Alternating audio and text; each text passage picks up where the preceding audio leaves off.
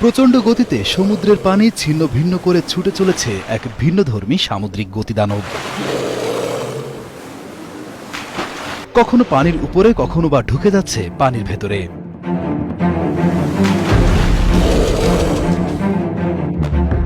দুবাইয়ের বিভিন্ন সমুদ্র সৈকতে, বিশেষ করে বিখ্যাত সানসেট বিচে দর্শকদের সাগরের উপরে ও সাগরের নিচে এক অবিশ্বাস্য গতির রোমাঞ্চ উপহার দিতে সদা প্রস্তুত থাকে এই জলযান। অনেকটা ডলফিনের মতো দেখতে অত্যন্ত দ্রুত গতির বিশেষ এই জলযানটির নাম সি ব্রিচার।